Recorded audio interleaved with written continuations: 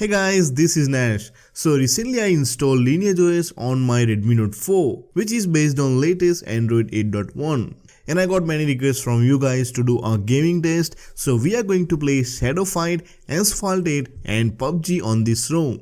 So let's get started.